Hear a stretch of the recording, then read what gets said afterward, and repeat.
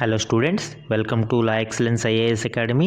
ఈరోజు డిసెంబర్ 14 నాటి ఈనాడు న్యూస్ పేపర్లోని ఇంపార్టెంట్ కరెంట్ అఫైర్స్ మీద డైలీ క్విజ్ అనేది చూద్దామండి. ఈరోజు మన ఫస్ట్ క్వశ్చన్ చూడండి.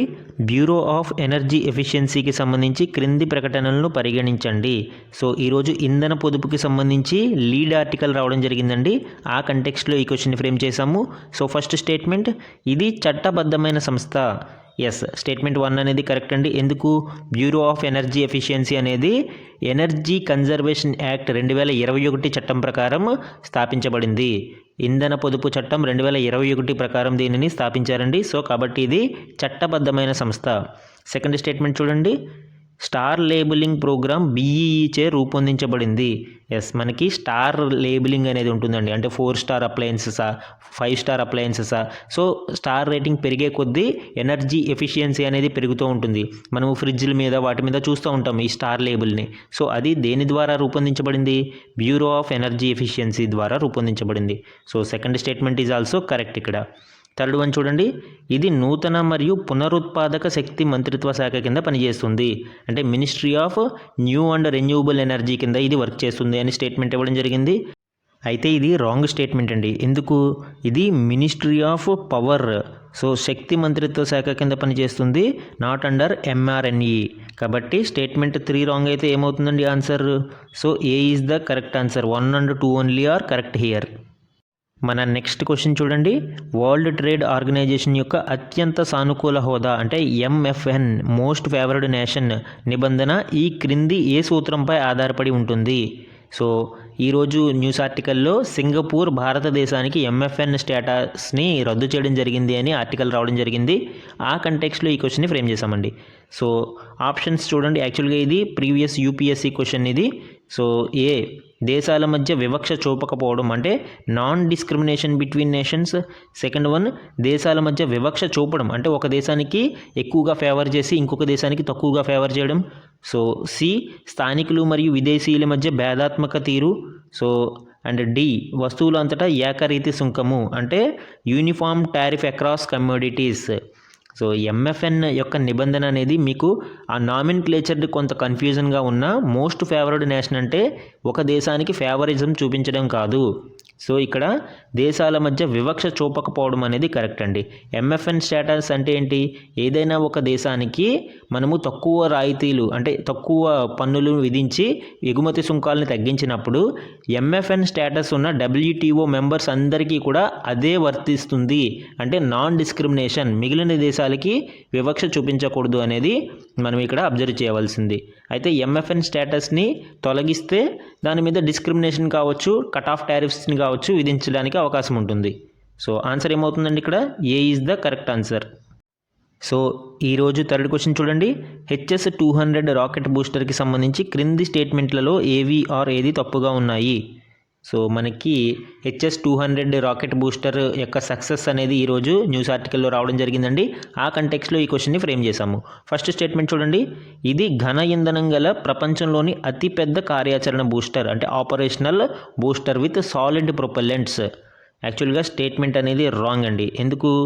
ఇది ఘన ఇంధనం గల సాలిడ్ బూస్టర్, సాలిడ్ ప్రొపెల్లెంట్స్ కలిగిన రాకెట్ బూస్టర్ అయితే సెకండ్ లార్జెస్ట్ బూస్టర్ అండి, నాట్ లార్జెస్ట్. లార్జెస్ట్ వచ్చి నాసాకి చెందిన SLS సిస్టమ్స్ అనే booster largest booster. But second largest booster వచ్చి HS-200 ఇస్రోకి చెందినది. సో మనకి ఫస్ట్ స్టేట్మెంట్ అనేది రాంగ్ అవుతుంది ఇక్కడ. సెకండ్ వన్ చూడండి. ఇది GSLV MK3 రాకెట్లో ఒక భాగం. సో సెకండ్ స్టేట్మెంట్ అనేది కరెక్ట్ అండి. మనకి ఈ HS-200 రాకెట్ బూస్టర్స్ని GSLV MK3లో గగన్యాన్ మిషన్కి ఉపయోగించడం కోసం దీనిని ప్రయోగించడం జరిగింది. అండ్ థర్డ్ స్టేట్మెంట్ చూడండి. యాక్చువల్గా ఎలిమినేషన్ టెక్నిక్లో మనకి రాంగ్ స్టేట్మెంట్స్ అడిగారు. సెకండ్ వన్ కరెక్ట్ కాబట్టి ఒకటే స్టేట్మెంట్ మనకి ఇక్కడ ఎలిమినేట్ అవుతుంది, ఒకటే ఆప్షన్. ఓకే, థర్డ్ వన్, దీనిని LVM-3 ప్రయోగ వాహనం యొక్క 2వ దశలో ఉపయోగిస్తారు. సో యాక్చువల్గా మనము బీని కూడా ఎలిమినేట్ చేయొచ్చు. అయితే ఏ లేదా సిఏ అవ్వాలి మనకి.